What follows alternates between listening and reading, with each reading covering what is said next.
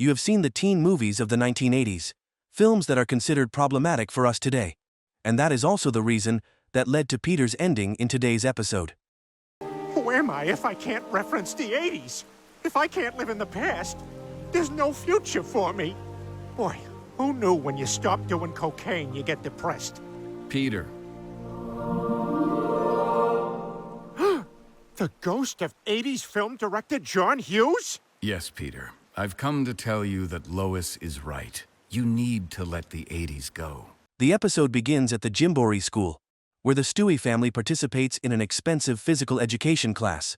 This is also where the confrontations between Stewie and Doug. Welcome to tumbling class. Moms, please enjoy, while dads grumble about how much the class costs. $240 for a mat in a room. Now let's all gather around because Stewie's gonna do a somersault.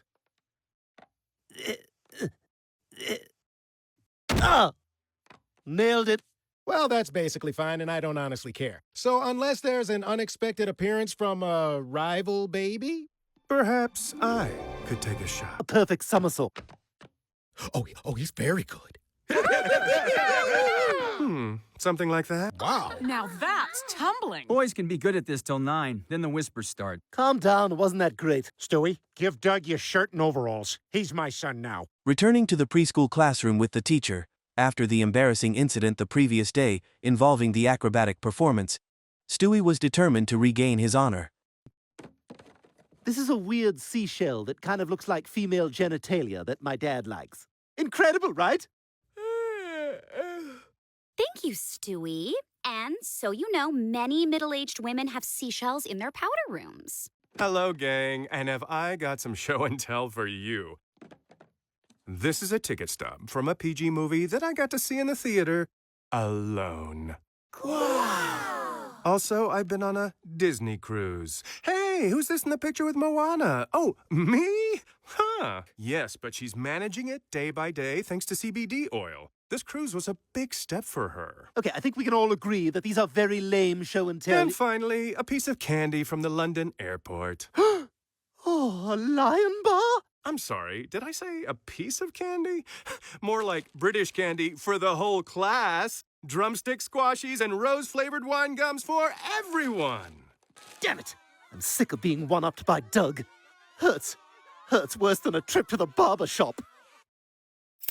Ah! Ah! This is what babies think happens at haircuts! Back home, Peter was sitting intently watching a program on TV when Chris appeared from behind. It seemed that Chris was having issues with his adolescence. Can I ask you something about girls? Are you wearing a wire?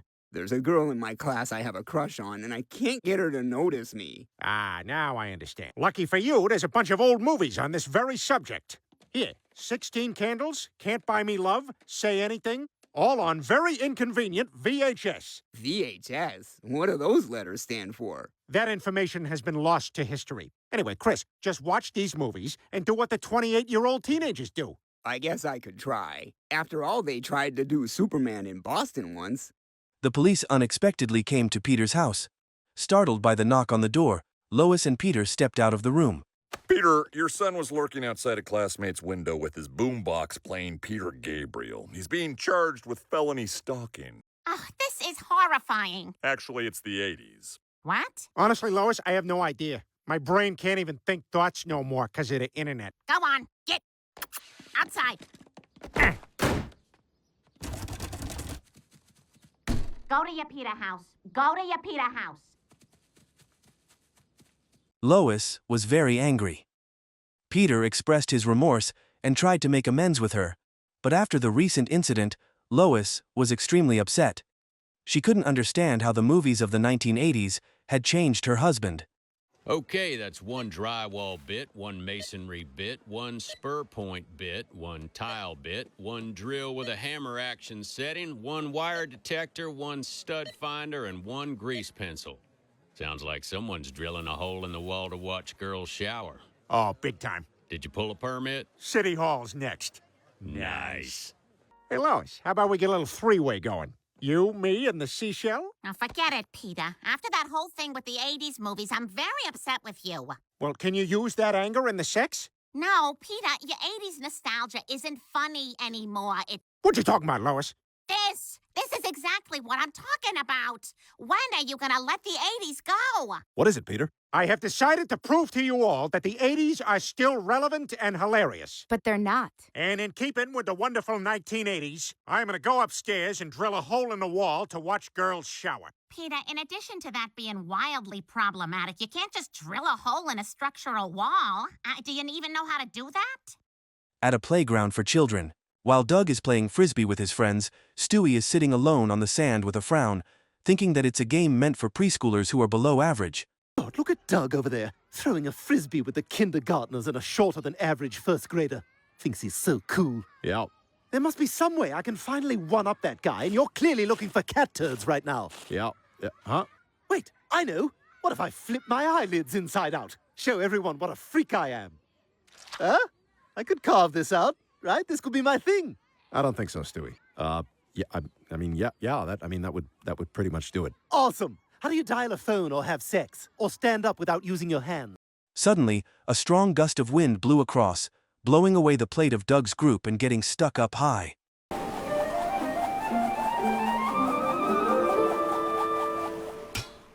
Oh, no! You said it, relatively short first grader. That frisbee is way up. What? I'll climb up there and get that frisbee.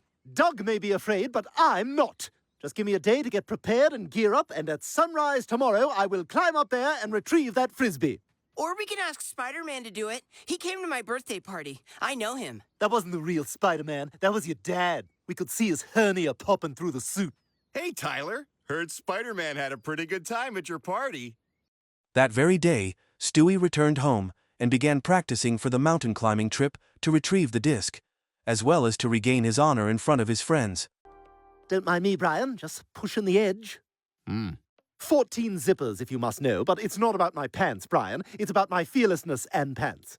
Now, I need to plan out every last inch of my climb tomorrow. If I do this right, I'm going to be remembered forever, like 9/11 was for a few years. You're just climbing a jungle gym. It's not a big deal. Not a big deal. I pull this off, I go down in history, like my ancestor, the guy who was hanged next to Nathan Hale. Finally, the day has come for Stewie to showcase his climbing skills, bravery, and chivalry.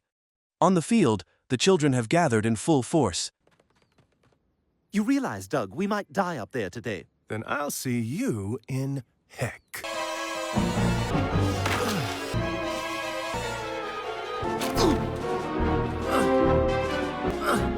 Okay, toughest part of the climb.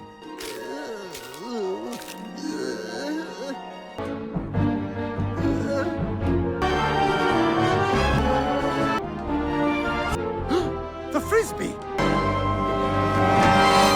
Yes! I win! Have you seen the lightning-fast digging speed of those kangaroo rats? But perhaps this will be its last hole.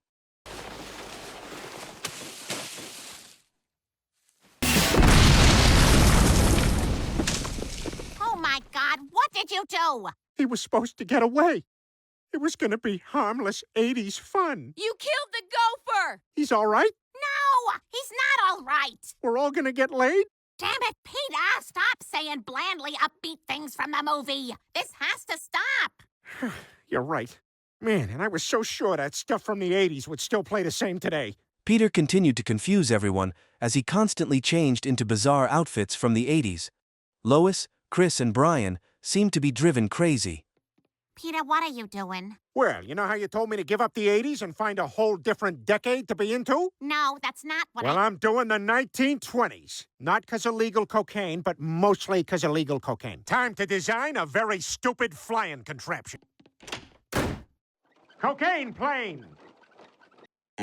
Why is Dad dressed like that now? Oh, Lord, Peter, did you switch to the 1910s for silent movies? Enough of this! Oh, you are so damned exhausting, Peter! You're right, Lois. No matter how hard I try, I'll never find a decade as good as the 80s, like you just said just now. No, again, that's not at all what I need to be alone. If anyone calls, I'll be in the 70s doing the might-as-well-be legal cocaine. Leaving home because he couldn't find common ground. Peter immersed himself in the rain, wandering to a bridge, beneath which the water was rushing powerfully. What was he planning to do? Who am I if I can't reference the 80s? If I can't live in the past, there's no future for me. Boy, who knew when you stop doing cocaine, you get depressed? Peter. The ghost of 80s film director John Hughes? Yes, Peter. I've come to tell you that Lois is right. You need to let the 80s go. Get out there and make your own 80s. Today. After all, life moves pretty fast. If you don't stop and look around once in a while, you could miss it. You want to know my favorite thing from any of your movies ever? Was it the giant pancake? Yes, the giant pancake! In heaven, are the pancakes big like they are in Uncle Buck? I wouldn't know, Peter. I'm currently frying in hell. What? But you were pretty good. Thus, Stewie won the mountain climbing race by being the first to grab the flying saucer. However, he quickly encountered a problem. One of his feet got stuck, preventing him from lifting it out. Oh no! Help! Help! What? We can't hear you. Our voices are very faint because we are so distant. Distant from you, he means. My God! I'm stuck up here! Better use my emergency flare. My foot is still stuck, and it's really starting to hurt. And I know you're going to be insufferable about this. Stewie, come on. Right now, your safety is what matters, and you've got an owie in need of attention. I'm gonna have to radio base camp for help on my Elmo phone. Elmo love you so much. Base camp. Come in, base camp. Elmo, your friend. Elmo, we've got a man down. I need you to connect me with search and rescue. I'm having trouble hearing you, Elmo. Are you there? Elmo? Elmo? Hello? Damn it, I've lost base camp. Must be interference from that big storm coming. Too dangerous to risk going for help now. I think we're gonna have to wait it out, Stewie. Just you and me. And the homeless people who live and copulate in the playground among children. Yes, we as a society have clearly just decided we're going to roll with that. Outside, it was pouring rain. Stewie and Doug were inside a makeshift tent on top of the mountain. At that moment, their friendship blossomed. That's not quite as nice as you meant for it to sound, but since we're confessing our insecurities...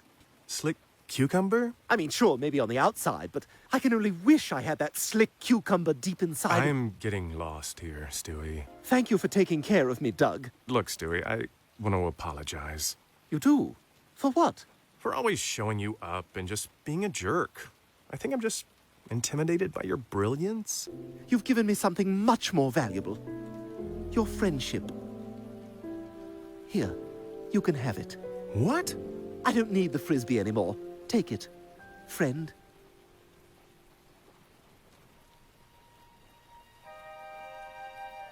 I won, everyone! I won!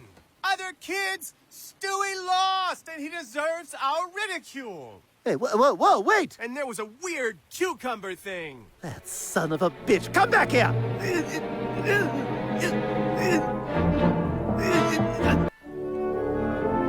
After discovering that it was just a trick by Doug, who was only pretending to take the flying saucer, Stewie chased after him, determined to get back the saucer.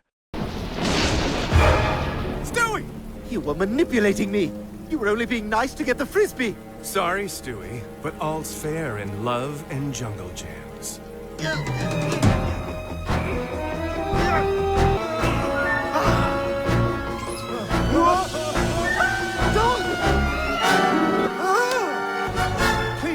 Stewie. I've got this, my friend. This is when that slick cucumber deep inside of me comes out. Oh, okay. You're gonna hate me, but I really need to take this. Don't you dare! But it might be Bruce Lee finally calling to admit that I'm the best at Kung Fu. Heart-stopping when Doug slipped and fell from above. It's commendable for Stewie, who quickly grabbed Doug's hand. Doug, I can't hold on much longer. Oh, we weren't very high up there. No, I guess it just seemed higher to us, because of perspective and what have you. At any rate, hey gang, here's your Frisbee. Stewie and I got it together. Yes, together. We're different kids from before, so that means nothing to us. We had quite the adventure. I hope we've come to see each other through slightly different eyes. We certainly have. Hey, who knows? Maybe someday they'll make a movie about us. What? I'm out of here.